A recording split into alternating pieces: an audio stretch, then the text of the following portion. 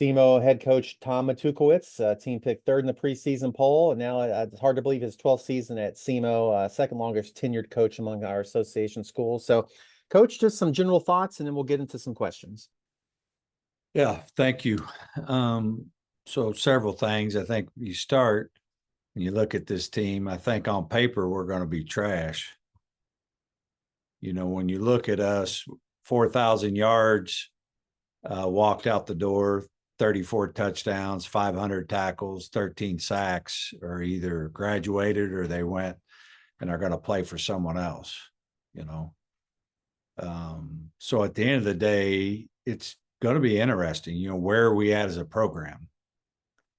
Are we going to be inconsistent and kind of rise and fall as players do, or are we able to reload with great players and kind of keep winning football going? So it's just a really interesting time. It'll be fun to see how this plays out. At the end of the day, I feel like this team's a bunch of nobodies. There's nobody talking about SEMO. There's none of our players anybody's talking about. And so, what's that going to look like? I think one other word I would describe for me personally is just kind of how excited I am for this year, which is strange, with what's going on in college football, being 12th years and getting older and all this stuff. Like, I'm kind of more excited for this year, and I've been in a little while. When there's been a lot of really, really talented guys that haven't had that opportunity in games yet, and they've put some really good film out in the last 6 months, and we had some, great players be injured, and they didn't kind of have the season they wanted to have, and so hopefully they get that opportunity to do that this year. Our schedule I'm excited about. We get to open up at Arkansas State, which is a huge opportunity for fans, for families, all those to travel. It's just a 2.5-hour road trip. They love football there. And really, at one point even in my coaching career, Jonesboro, Arkansas, and Cape Girardeau was the same. They were the same programs, the same football team. Just one had leadership and one didn't. And so we're different today, but still, that's a program that I look at that, hey, can we be that someday? Get to go to North Dakota State. And you could tell that I'm not coaching for my job, because why in the hell would you coach? Why would you schedule North Dakota State? But it's just a good measuring stick. People walk around here acting like we want to be a playoff team, a top 25 team, win a national championship. So let's go see how close are we? What is it that we got to do to catch them? And that's what college football is doing. It'll be a great life experience. The players and the coaches will always remember playing in the Fargo Dome. Get to open, or we get our rival at home with SIU, and we get to start OVC play at UT Martin. And I will never have a good year if I lose to Simpson. All right. So, I want to win that game. That's the standard of OVC. He was the standard when I got here. And so I've always challenged myself in those games. So I'm looking forward to opening OVC play at UT Martin. When we talk about the preseason poll, I think this is what makes OVC football interesting. Like, if you go back and just look at who was preseason ranked, it's the death sentence. I've been here 12 years, been in a playoff 4 years, and I've been preseason ranked number one time, and it's the worst season of my life. You should see the scars in my back from 2023. Last year, preseason ranked 3 and all those type of things. And so what makes this good is you don't know. I didn't even nominate a player for Player of the Year. And when I look at all the players that other people nominated, they haven't done anything. There's no great players yet that are coming back, and that's the new world we're in. You used to be able to have a decent idea how you're going to be, but those days are gone.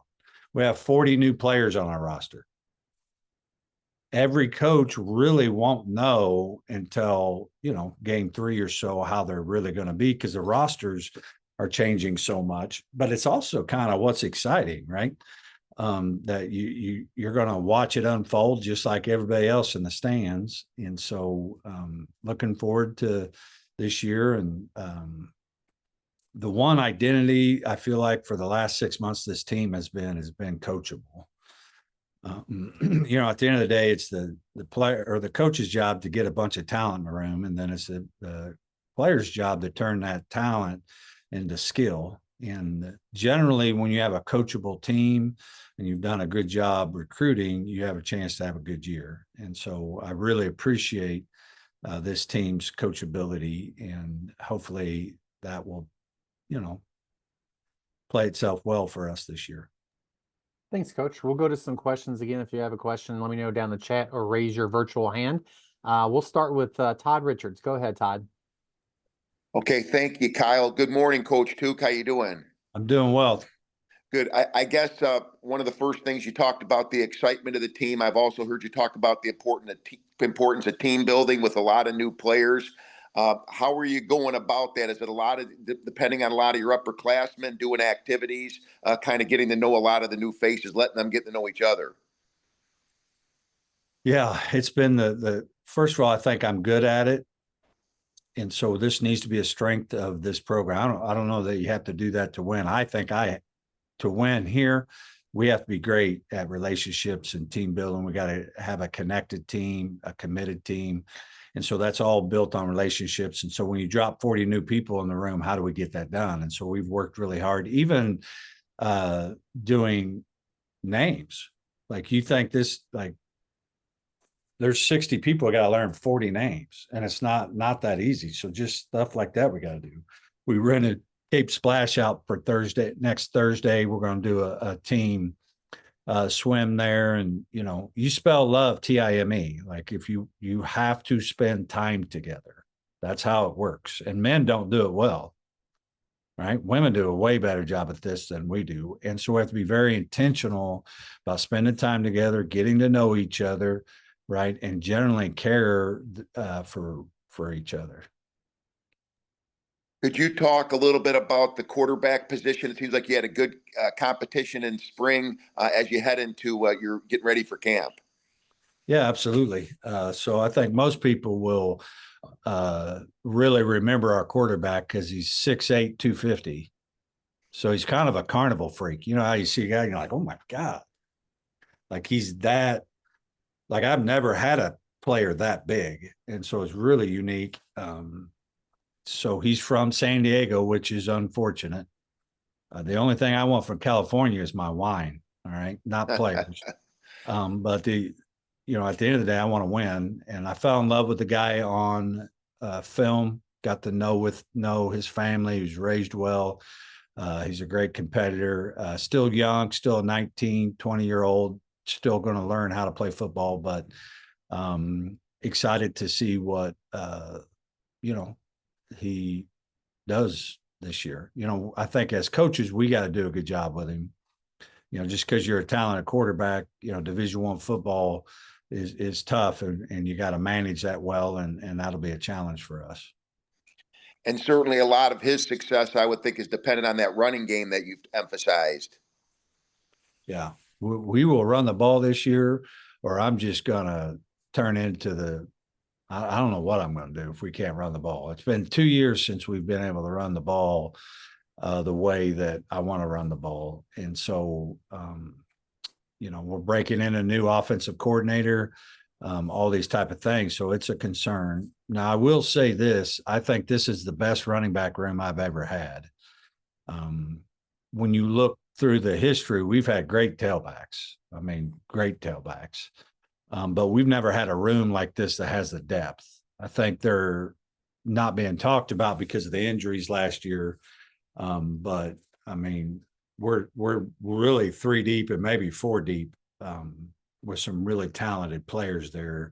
And so if our O-line can get them to the second level, they'll be up on DBs in a hurry. And, that should, be very helpful for us this year.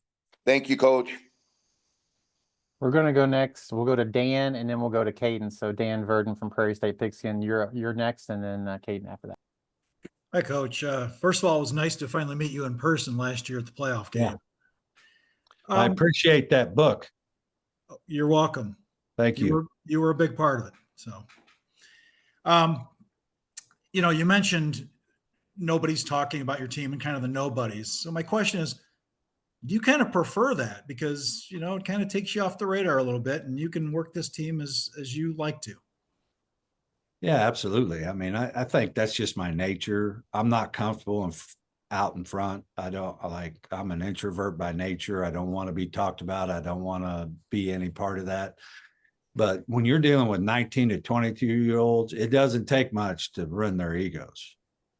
I mean, it really doesn't. They're just consuming all those sugar-coated lies on their phones, talking about, oh my God, you're so good.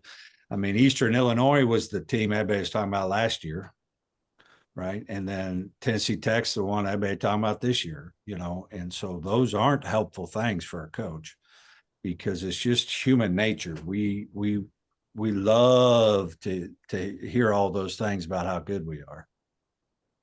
I have one more for you. From what I understand, you were one of the 3 schools during the spring to kind of pilot the coach to player communication.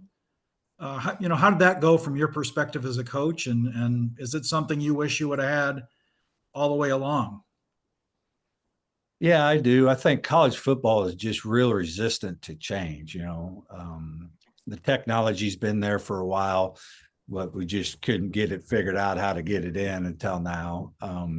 It is challenging and those type of things, but that's what, as a society, we should be doing. We should use technology to improve things, make things easier, those type of things. And it certainly did that. Brett Blackman, who's our director of football operations, did a tremendous job getting all that organized. But as coaches, that's something we practice too. We practice in spring. What do we tell them? Who do we talk to? All these type of things, but it's very helpful. I don't think I need to be on the quarterback mic, but that needs to be someone else that's more mature. Thank you again, Coach. Appreciate it as always. Yep, you're welcome. And then we'll go to Caden from the Southeast Missourian. Go ahead, Caden. Yes. Hey, Coach. How are you doing? Good, Caden. I'm going to go back to the conversation about the running backs room. So, obviously, yeah, you mentioned a very impressive group this year. Do you think kind of, despite the injuries with that, with those guys like Cole Rubel and Brandon Epton getting more playing time really helped set them up for this season? Yeah, totally. I think they're all going to have great seasons, and it's really challenging. How do we get them the ball? But also now we know what they're good at. When you first get there, you're trying to figure out what they're good at, what kind of ball skills they have. How can we get them the ball in an area that they can excel? And so we know them very well, so we can schematically set themselves up. They have the confidence. They've gone through the first year, kind of the first year slump of issues that come up and all that. But they didn't have the great year where now you worry about, they think they've arrived. So they're still humble and hungry, which is how you want it as a coach and as a player. And on the defensive side of the ball, I remember talking to you in the spring. You said, you win the game at the line of scrimmage, and you bring back a pretty solid group on the defensive front with guys like Nassim and McCoy Casey. Trey Lau had a good spring. So kind of talk about that position group in specific, that pass rush, and where they're really flourishing this preseason. Yeah, I think as the D line goes, the team goes. I mean, it feels like they're going to be our heart and the soul of our team this year, and which is really good. Every time I've played in the playoffs or went up north to play those really, really good teams, one thing was we struggled to win the line of scrimmage. And if you can't win the line of scrimmage, everything else gets harder, But we do have great depth. We got great players there. I think Coach Coon's one of the best D-line coaches in the country, one of the best recruiters in the D-line. So I think we got some really, really talented rooms, got some really good depth. And we had one that didn't even start that went to the SEC. So other people are noticing that too.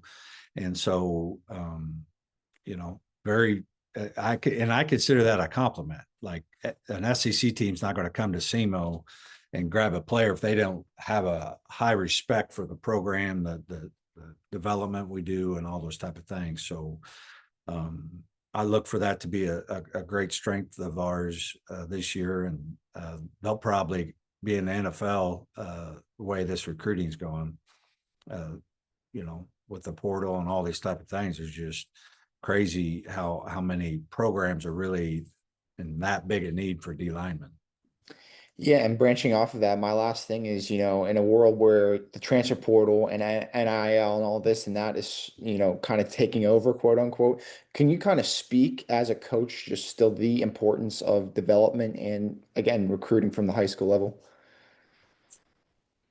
Yeah, it doesn't matter. What wins and loses football games hasn't changed in 100 years.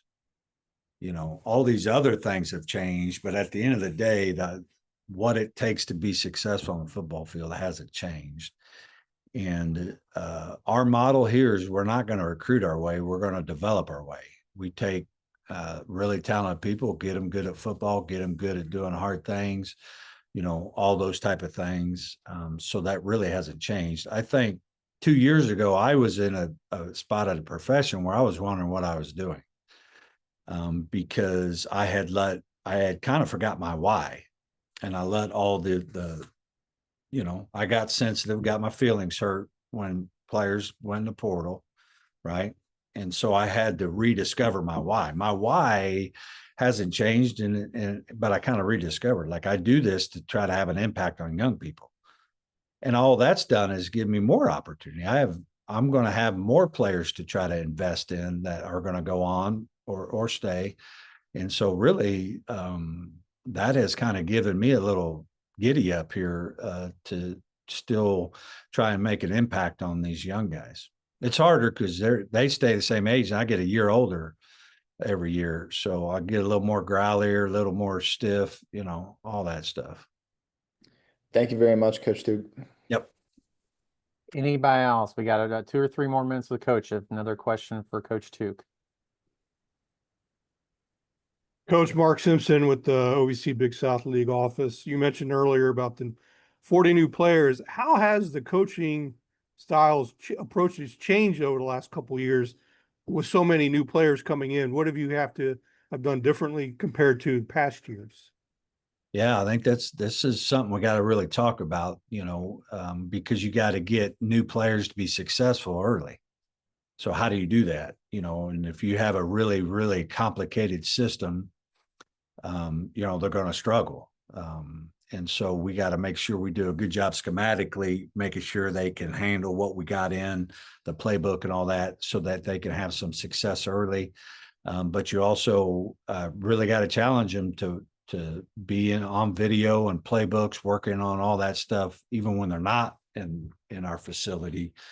And because it is so different. I think the one thing I always remind myself is everybody else got the same problem. So that, it's not something unique to SEMO. Everybody's having to deal with it. But I'll tell you, the one thing that's probably the most concerning is leadership. Because really, leadership comes from veterans and they come from older rosters, right?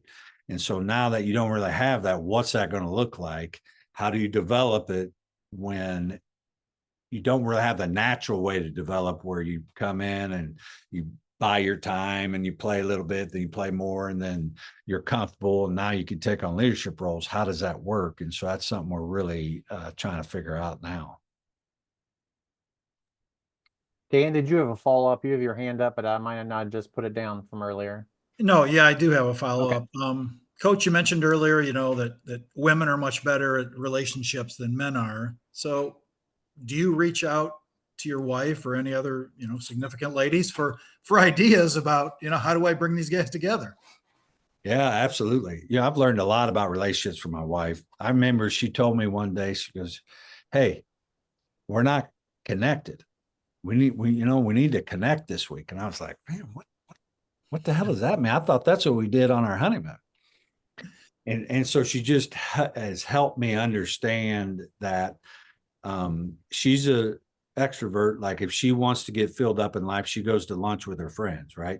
Where I would consider that a drain, she considers that good. And so I just think she gives me great perspective of it. But also we have players over to our house, and you know, she helps me connect with players too, during food or conversation and all that. So she's great. Now she's soft. She'd make a terrible coach. All right. Everybody run right over the top of her, but she is an all-American relationship builder. I appreciate it. Thank you. Coach, thanks for your time. Appreciate it. And best of luck this season all year long for the Red Hawks. Doesn't matter who